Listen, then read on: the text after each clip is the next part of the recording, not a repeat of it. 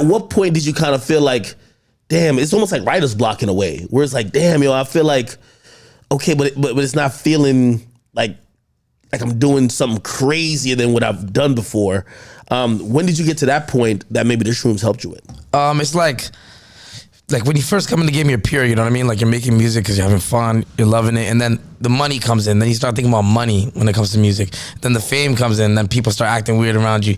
Then you become focused on all these other elements instead of the music, because they all new elements just keep coming in.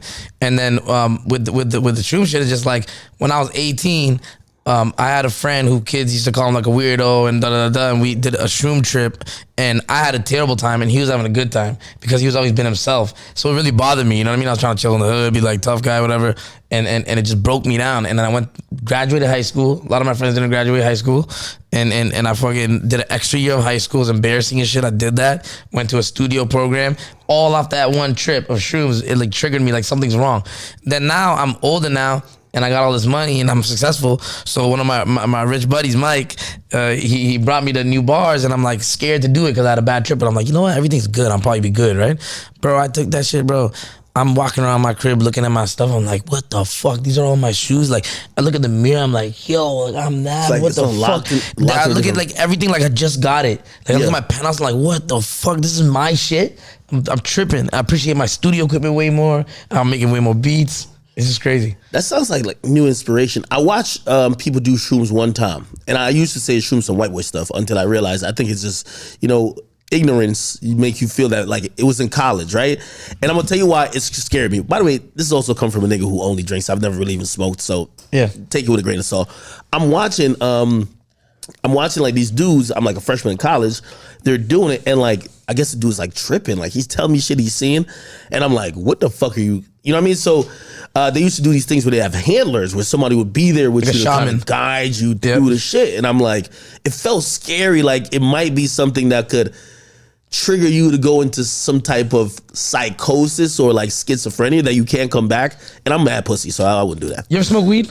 Nah, man. Okay, so even with weed, a lot of people can relate. The first time you smoke weed, the initial reaction when you get high is like rejection. You're like, no, what is this? I went in the shower, tried to wash it off my face. You know what I mean? For real? So shrooms is like same thing. Like it's even more intense because it's such a serious zone, and then you're like rejecting it, and when you breathe and you let it in, the good part comes in. Bro, ask this guy, bro. I did 5 grams yesterday before my show. For real? I'm so a hero dose before my stage, and I was raged, blacked out. Wait. So hold on.